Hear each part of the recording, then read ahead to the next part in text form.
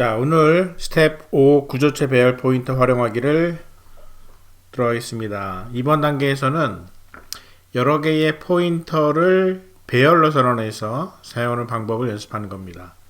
여러 개의 포인터를 배열로 선언한다. 예를 들어서 우리가 struct person을 스텝 M에서 만들어 본 적이 있습니다. 이 struct person 인적사항을 다루는 구조체를 만들었는데 이렇게 이름과 주소를 캐릭터 배열로 놓고 그리고 나이를 숫자로 넣는 이 세 가지 데이터가 들어있는 person이라는 구조체를 만들었단 말이죠.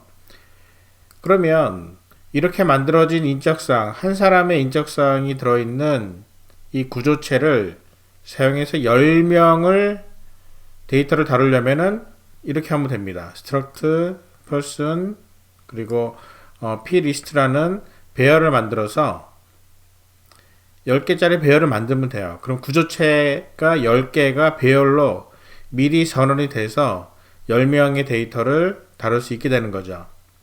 그런데 이때 문제가 좀 있습니다. 이렇게 구조체 배열로 선언해서 사용할 수도 있지만 이렇게 미리 선언을 해서 10개를 만들어 놓게 되면 메모리 공간이 구조체 10개에 대한 메모리 공간이 미리 확보된다라는 그런 비효율성이 생깁니다. 우리가 프로그램을 돌리다 보면 구조체 배열을 사용할 경우가 있는데 이때마다 도대체 몇 명의 데이터를 이 프로그램이 다루게 될 것인지를 프로그램을 만드는 시점에서는 정확하게 알 수가 없거든요. 그래서 이렇게 구조체 배열로 선언을 할 때에는 이 프로그램이 다룰 수 있는 다루어야 하는 데이터들, 그 데이터들의 최대치를 미리 배열로 선언을 해야 되잖아요. 그러니까 이런 문제가 있기 때문에 사실은 별로 권장하지 않는 방식입니다. 그래서 최대한 메모리를 효율적으로 사용하기 위해서, 즉 메모리를 좀 아껴 쓰기 위해서 구조체 배열을 사용하지 않고 구조체 포인터 배열을 사용을 한다라는 거죠. 자, 코드를 직접 보면서 설명을 좀 해볼게요.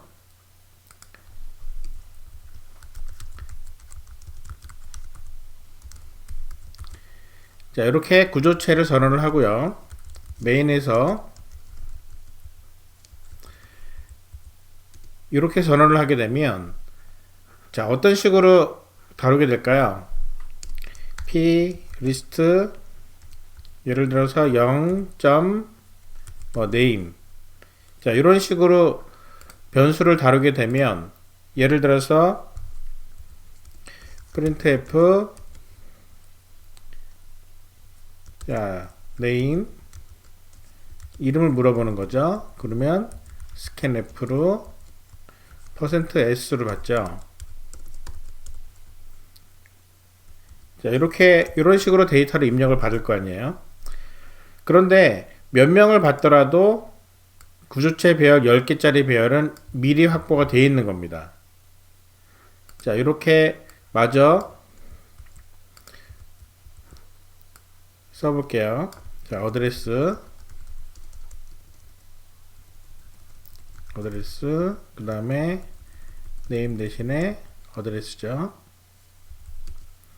그리고 age는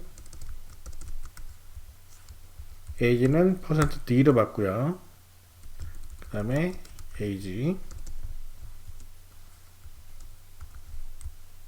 그런데 %d니까 앞에 앰퍼샌드를 꼭 붙여줘야 됩니다. 자, 이런 식으로 첫 번째 사람에 대한 내용을 입력을 받아요. 그런데 만약에 이 plist가 구조체 struct person의 배열이 아니라 struct person 포인터의 배열이라고 생각을 해보세요. 즉 무슨 얘기냐면 struct person이라는 어떤 구조체가 있을 때 그 구조체를 가리키는 포인터예요. 그 포인터 10개가 모여 있다라는 거죠. 그러면 메인에서 이렇게 선언을 하는 동시에 포인터 10개만 확보를 하는 겁니다. 실제로 구조체, 즉 위에서 봤던 20개짜리 20바이트짜리 네임과 80바이트짜리 어드레스, 4바이트짜리 에이지, 이렇게 해서 104바이트 정도의 공간이 10개가 되는 1040바이트를 확보하는 게 아니라 포인터 10개, 즉 포인터가 만약에 4바이트짜리 포인터라면 단지 40바이트만 프로그램 시작할 때 확보를 해놓고 필요에 따라서 메모리를 할당해 가면서 쓰는 거예요. 그렇다면 plist 0은 포인터입니다. 포인터라서 이렇게 해야 되겠죠. 포인터는 점을 찍지 않고 마이너스 꺽쇠를 통해서 멤버 변수들을 찾아간다라는 거.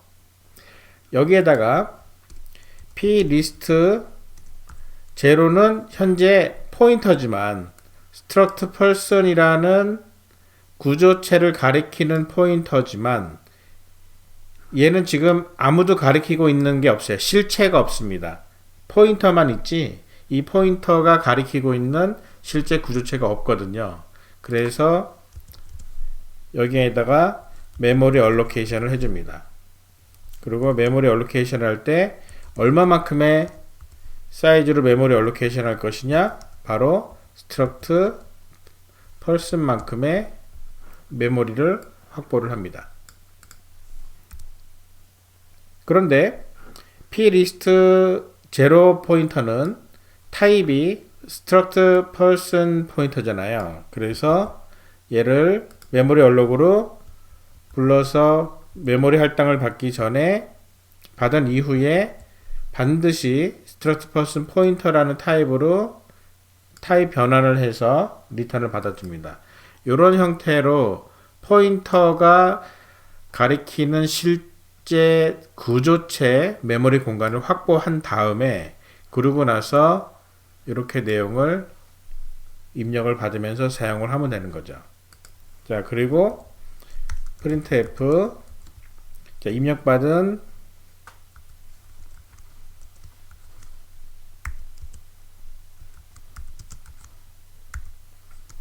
내용을 한번 적어 볼까요? plist 0의 name, plist 0의 address, plist 0의 age. 자, 이렇게 해서 화면상에 그대로 내용을 넣어 볼게요. 자, 한번 실행시켜 보겠습니다. 자, 그러면 자, plist 0가 포인터. 자, 포인터인데 점이 아니었죠. 자, 마이너스 꺽쇠. 자, 굉장히 자주 나오는 실수입니다. 여러분들 구조체를 사용할 때 내가 구조체 포인터로 멤버를 접근하는지 아니면 구조체 변수로 멤버를 접근하는지 늘 구별을 하기 바랍니다. 자, 이름을 물어보겠습니다. 김, 그 다음에 서울, 그 다음에 20. 그러면 이렇게 김, 서울, 20 이런 식으로 나오게 되죠. 이렇게 해서 내가 필요할 때마다 구조체 포인터 배열을 사용을 해서 우리가 지난 시간에 포인터를 배우고 구조체 포인터를 연습을 해봤잖아요. 그러니까 구조체 포인터를 단지 배열로 다룬다라는 것만 차이가 있는 거죠. 그래서 예를 들어서 이렇게 갈 수가 있습니다. i는 0부터 i가 5명까지 i를 하나씩 늘리면서 그러면서 요 내용들을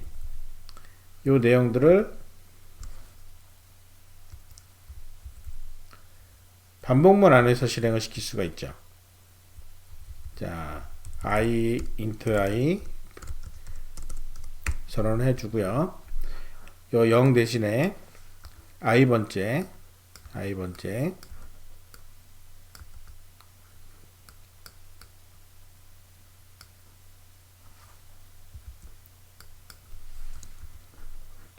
자, 이렇게 해주면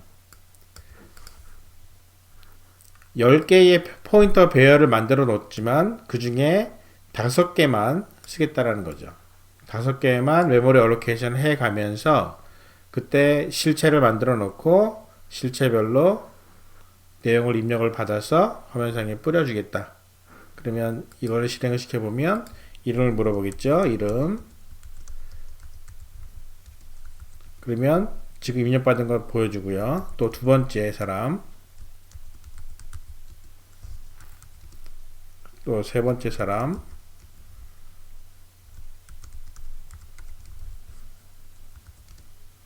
이렇게 해서 이런 식으로 5명을 입력을 받으면서 5명에 대한 내용을 출력을 하게 될 것입니다. 자, 구조체 포인터 배열을 사용을 하면 메모리를 효율적으로 사용할 수 있으며, 그리고 또 한 가지 장점은 지난 시간에 우리가 연습을 했던 것처럼 함수에게 파라미터로 구조체와 관련된 데이터를 파라미터로 전달할 때 또는 리턴 값을 받을 때 포인터를 통해서 구조체 포인터 배열 중에 특정 포인터를 넘겨주는 거죠. 자, 이런 식입니다. 여기에서 이렇게 요 부분을, 즉 이름과 주소와 나이를 물어보는 요 과정을 함수를 만들어서 한번 만들어 볼까요? 자, 함수. 자, void add person.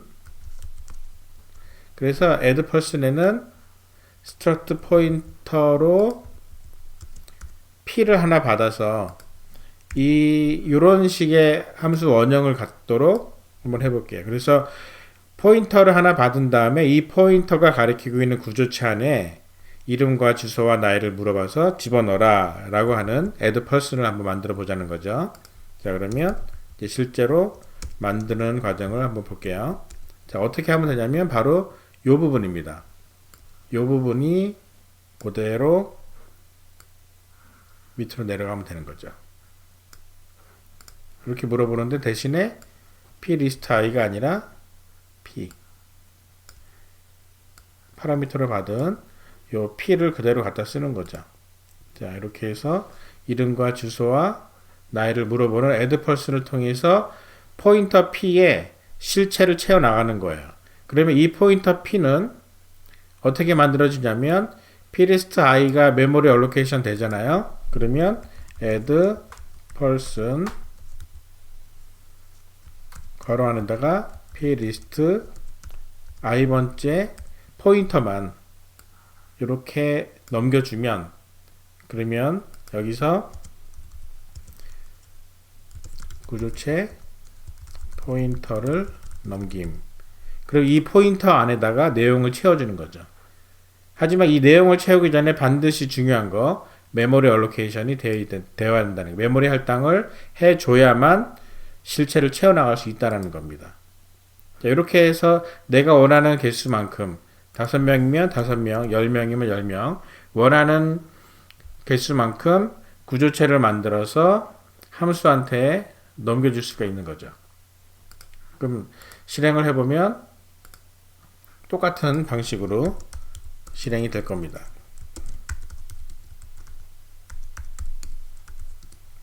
똑같이 함수를 통해서 이 과정만큼은 함수가 진행을 하고 채워진 그 내용을 메인에서는 출력을 하는 거죠. 물론 이렇게 출력하는 부분도 한번 바꿔볼까요? 자, 여기서 void print person, 자, 이런 식의 함수를 한번 만들어 볼게요. 그럼 struct person pointer p를 똑같이 얘도 구조체 포인터를 하나 받은 다음에 요거를 화면상에 그 내용을 찍어주는 거죠. 자, 이렇게 갑니다. 그럼 포인터 p를 받아서 자, 요 내용이 그대로 여기에 들어가는 거죠.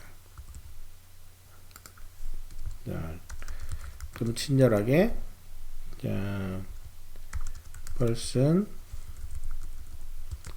info, 자, 이렇게 앞에다가 넣어주고요. 요 내용을 넣는데 역시 plist i가 아니라 p. 자, 이렇게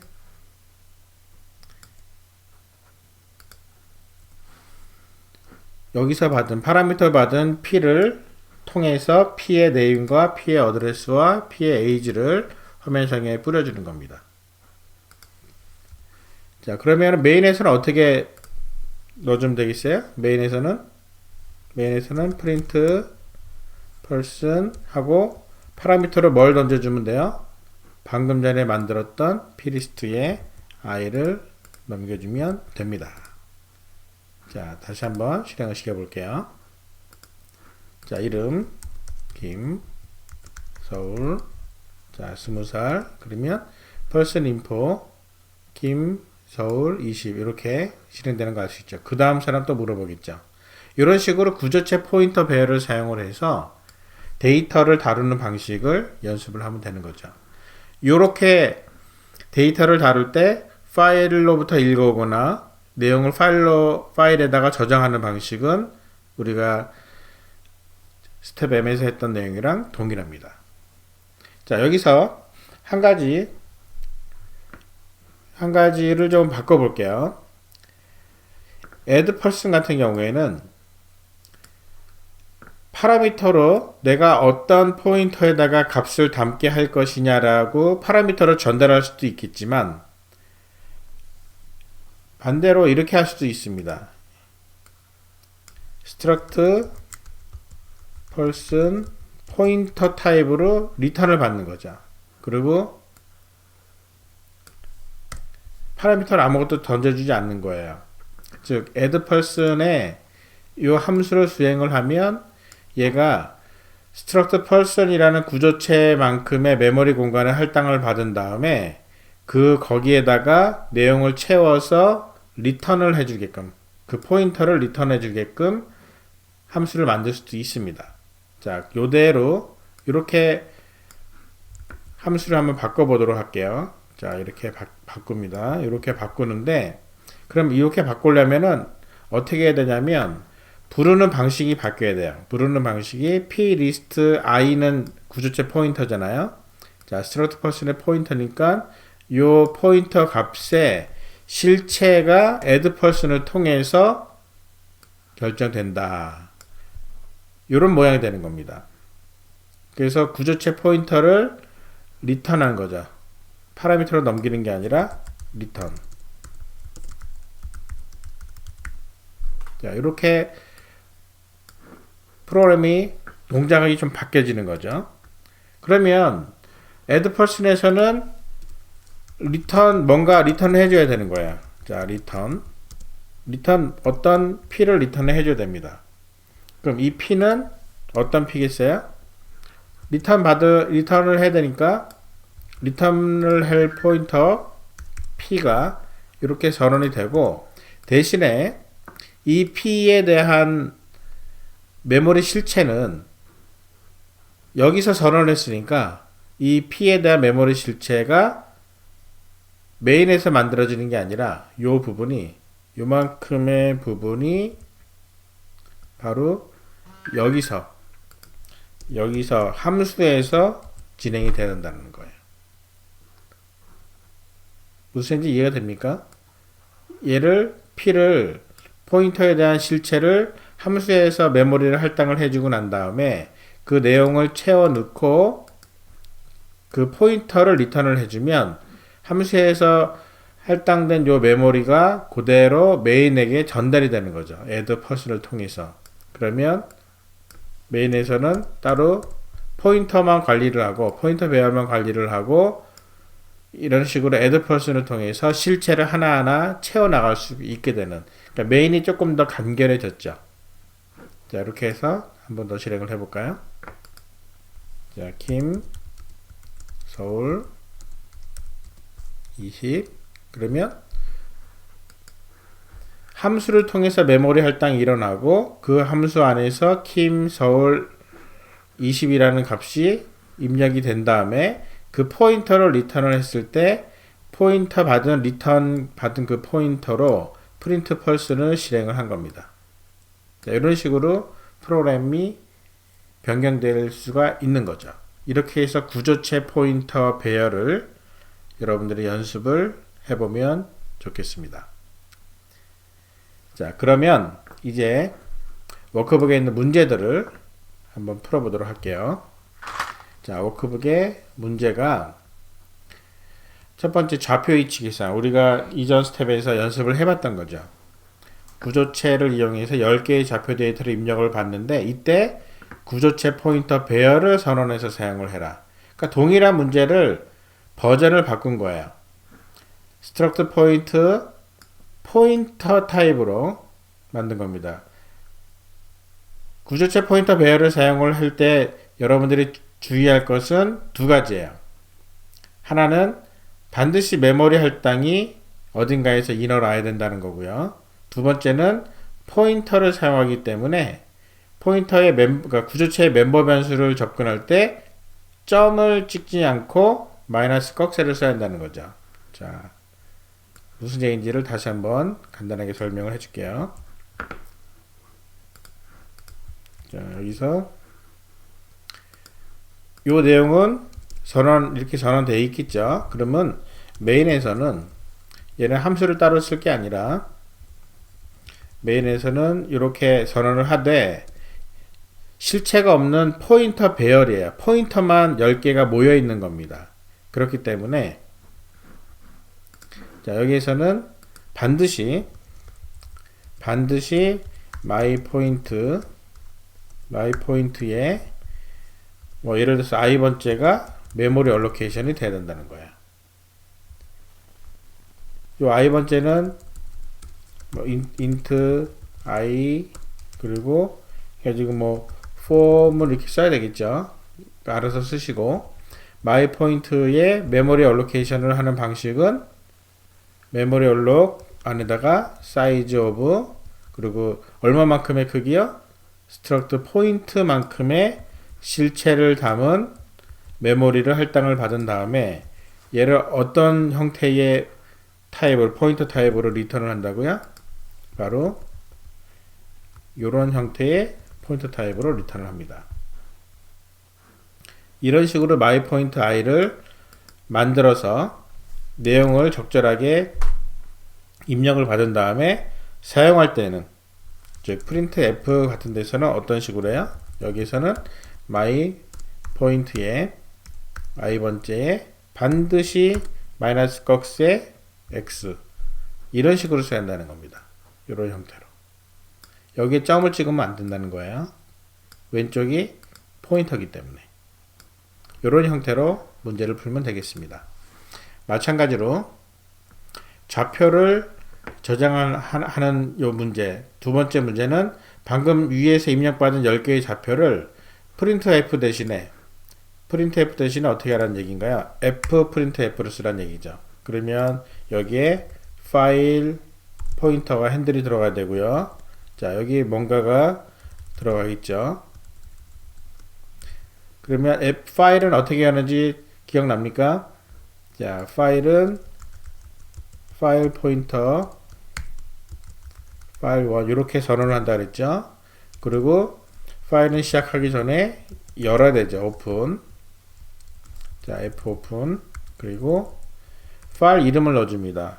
point.txt 그리고 우리는 여기에서 쓰기 모드를 열었어요. 이렇게 파일을 열고요. 그 다음에 fprintf처럼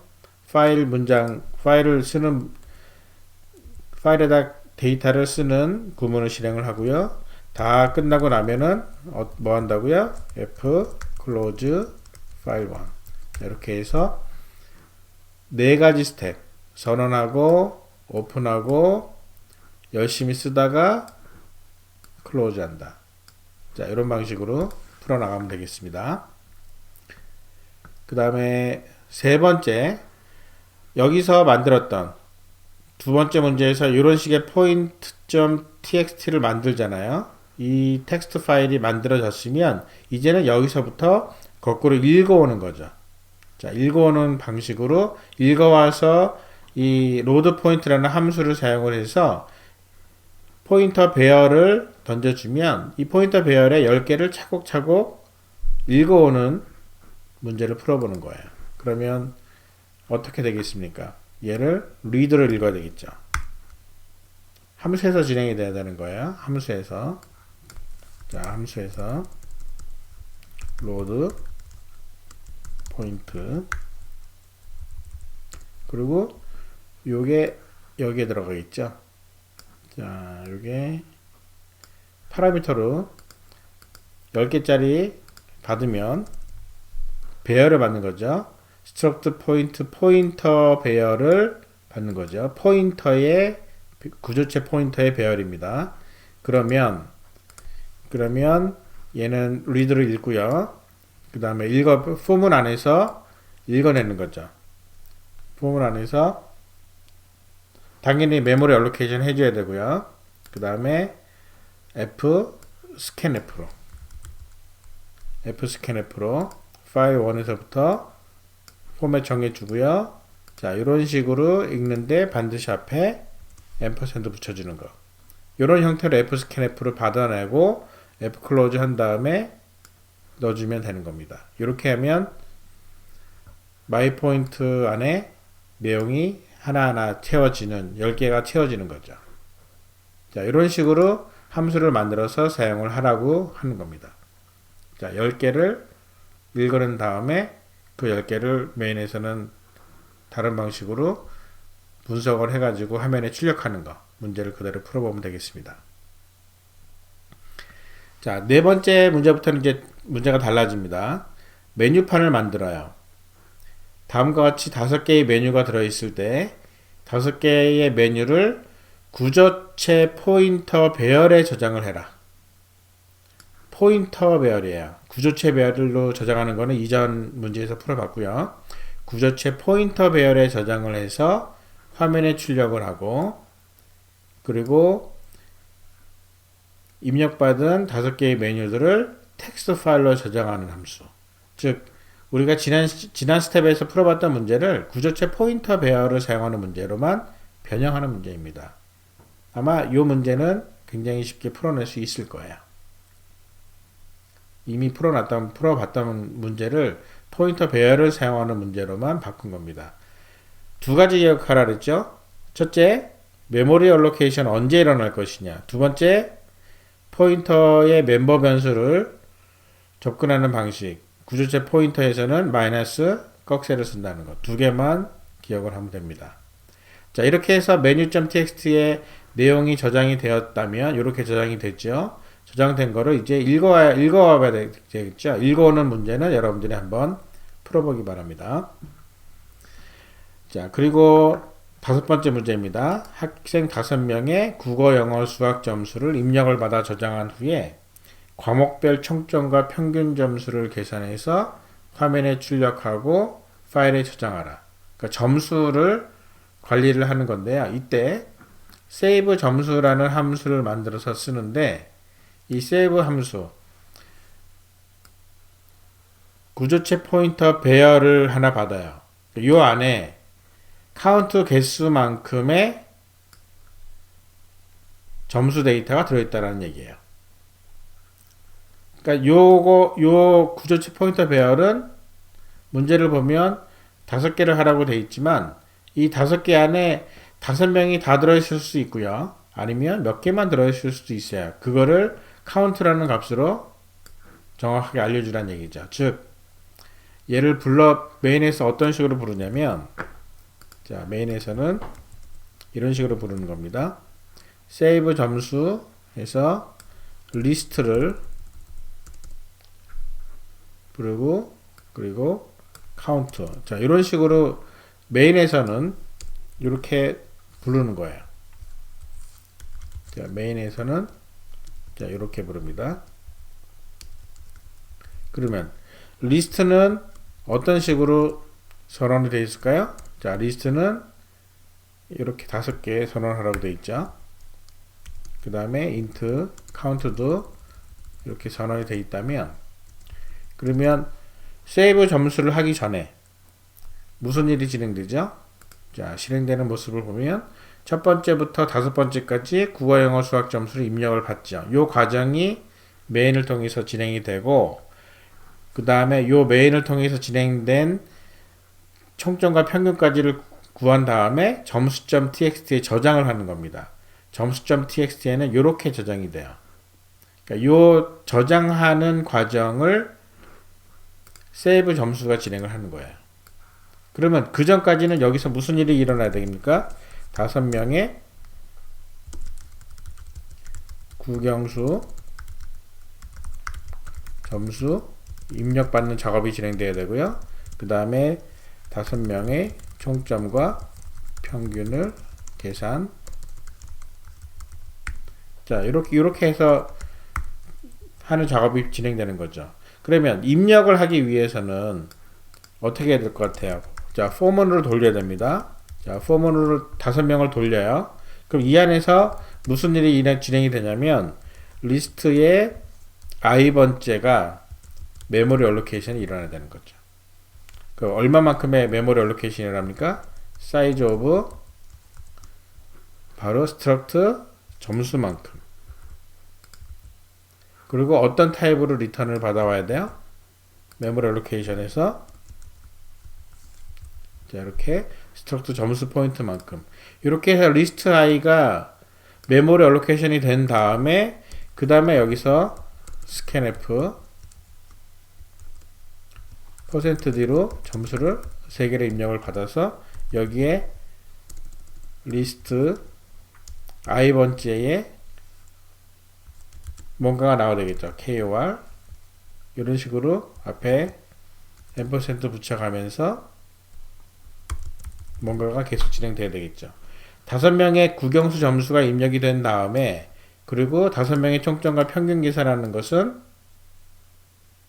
별로 어렵지 않겠죠. 우리 이미 여러 번 풀어봤던 문제니까 이렇게 다 한 다음에 이렇게 하면서 카운트가 초기값이 0으로 되어 있다가 한 명의 입력이 끝날 때마다 카운트를 더해주고 나서 리스트와 카운트를 넘겨주면 해당되는 내용을 세이브 점수에서 파일 열어서 이런 모양으로 써주는 겁니다.